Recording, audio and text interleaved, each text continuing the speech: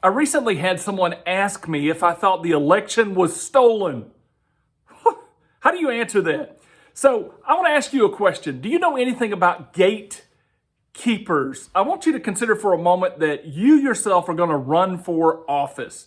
If you were going to run for office, there's about two paths you can take to actually get votes. Number one, you could go out and you could begin to knock on your neighbor's doors, and sometimes you'll get a response, sometimes you won't, and you can spend all afternoon gathering endorsements and meeting a whole bunch of people and spend about 8 hours to talk to 200 people. And that is one way you can get voted in, is if you talk to enough people. Now, this has happened at times, but it is not the norm. Most of the time you go through a gatekeeper, and that is someone that has a lot of influence that could possibly introduce you to a group of people that kind of favor them, a group of people that the gatekeeper leads, and they can get them a whole lot of influence in a short amount of time. People like party leaders. This is one reason people want to get party endorsement. You also have union leaders. You've got religious affiliations. You have people that can get YouTube channel endorsements, etc. But these gatekeepers are heavy in the influence game. Well, several years ago, if you didn't know Isaiah Reinders, you were not going to get into the political seat that you wanted to get into. Now, let me give you this guy's background, his history. He was a professional gambler that traveled on riverboats up and down the Mississippi River.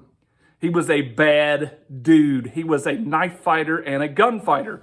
If you crossed him during his nightlife or during his gambling times, the outcome might have been very negative for your evening.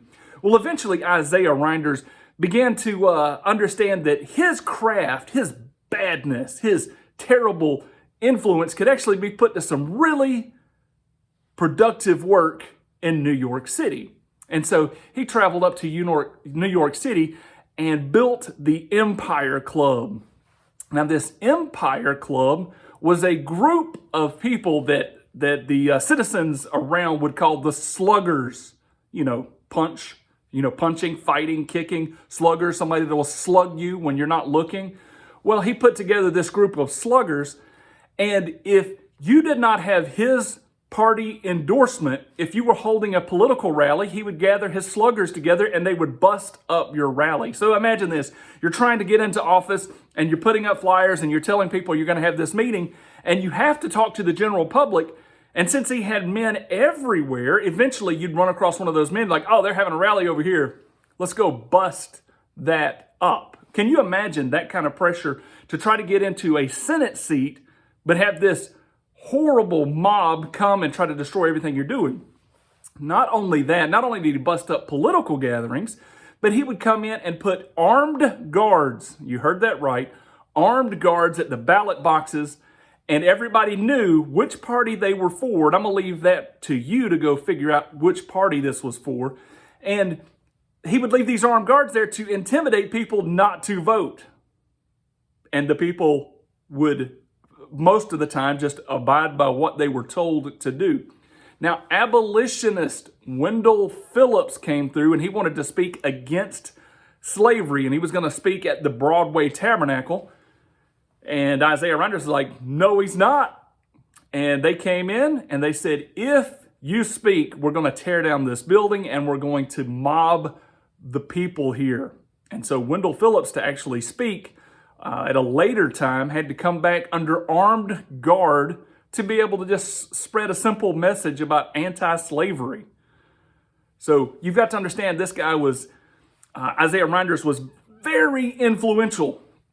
So much so that he did this for 25 years.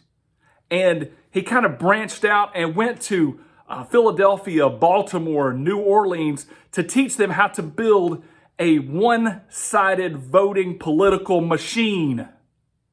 You heard that right.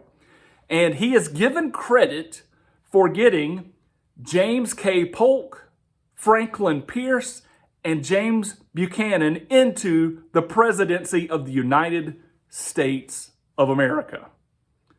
Now, I hope you're scratching your head. I hope you haven't heard of this guy, and I hope it's just blowing your mind because, yeah, one dude could help instate 3 presidents of his choosing, and obviously follow the money. But how influential is that one gatekeeper could say, no, I control this state, and this state is going to lean this direction, and we will do it by any means necessary. James K. Polk even promoted this guy and gave him the office of U.S. Marshal of the South District of New York City. Well, you would hope that the officials over us are all good people. Like, surely wicked, horrible people never get elected to positions of power. But this is obviously not the case. So when someone asks me, do you believe in election fraud? I'm like, do you not understand that election fraud is part and parcel of voting and the American system? For as long as you can point out, there have been people trying to negatively influence the voting of our country. What I find curious is that theft, crime, arson, rape, etc. has always been around, and in our day and age is increasing, but surely voter fraud has just disappeared.